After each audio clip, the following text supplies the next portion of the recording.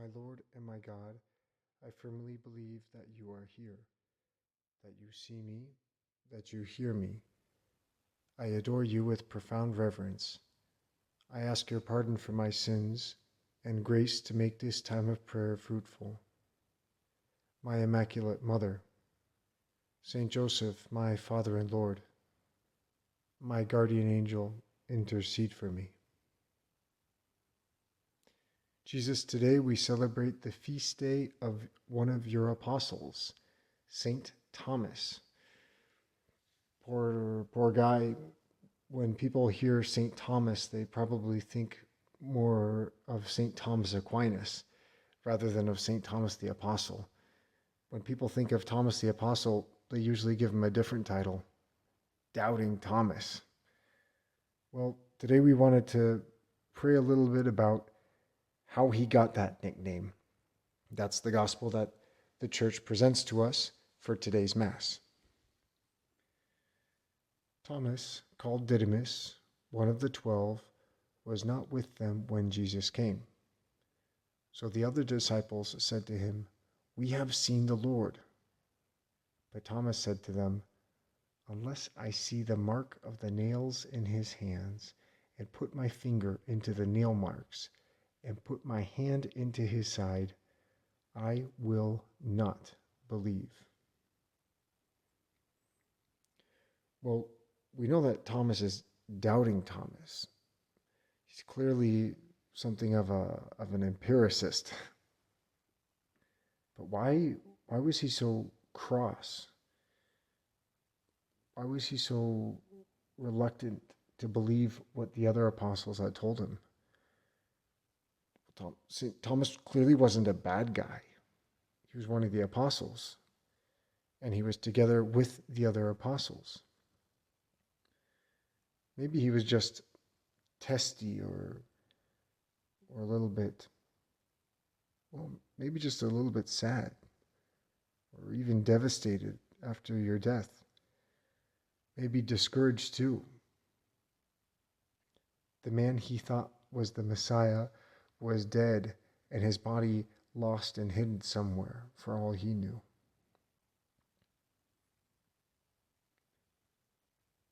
Now, a week later, his disciples were again inside and Thomas was with them. A week! I couldn't imagine what Thomas the Apostle must have suffered during that week, listening to the other apostles chatter along about Jesus being alive and isn't it wonderful that Jesus has risen from the dead? And gosh, Thomas, you're so stubborn. Gosh, Thomas, why are you such a doubting Thomas?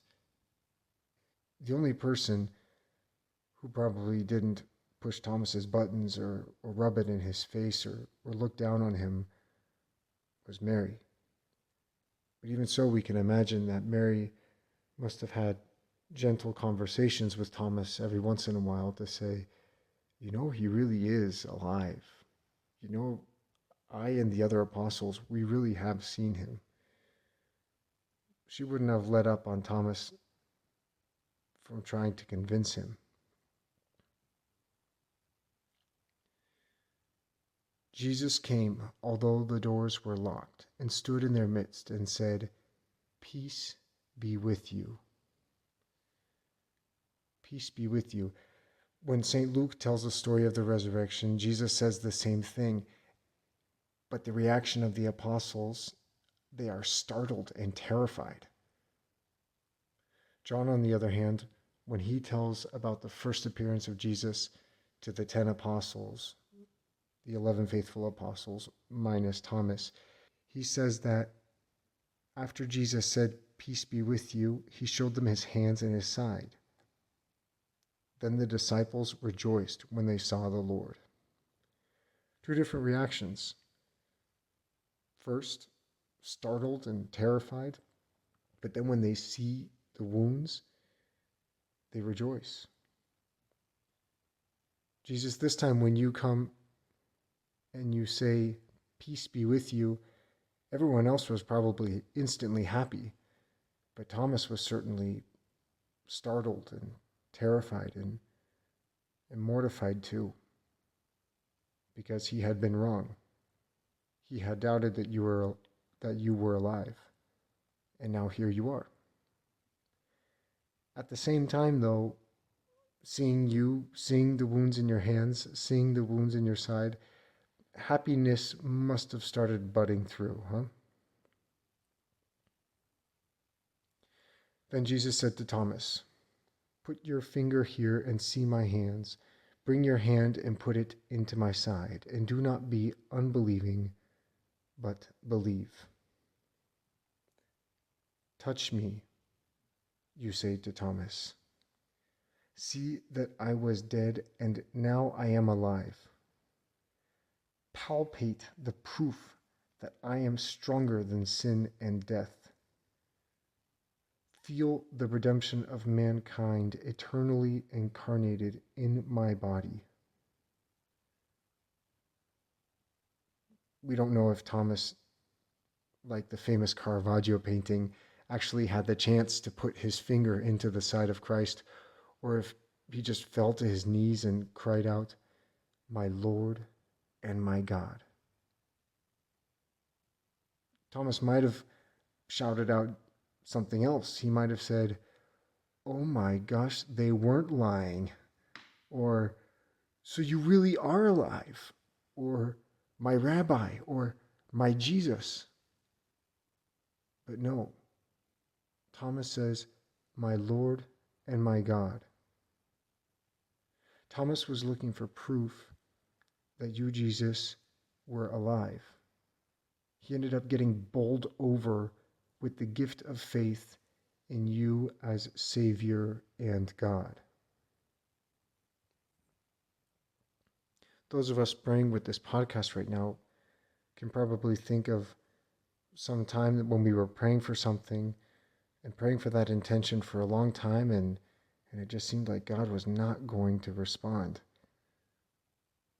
And we can even start to think, well, God's not listening to me, or God doesn't care about me, or God just wants me to be frustrated.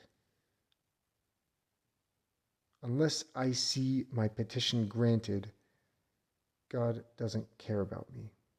Unless I see my petition granted, God isn't good. Pretty similar to Thomas the Apostle, huh? Doubting Thomas. Once Thomas believes and cries out, "My Lord and my God," Jesus responds, "Have you come to believe because you have seen me?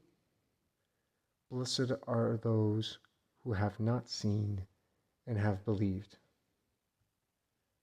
The next time we find ourselves doubting God's goodness, doubting God's providence, doubting God's closeness, doubting that God is listening to us, maybe we should remember that when we have not seen the response to our prayers, we can still believe. And if we do so, we will be blessed, just as Jesus had said. Blessed are those who have not seen and have believed. I thank you, my God, for the good resolutions, affections, and inspirations that you have communicated to me in this meditation. I ask your help to put them into effect. My Immaculate Mother, Saint Joseph, my Father and Lord, my guardian angel, intercede for me.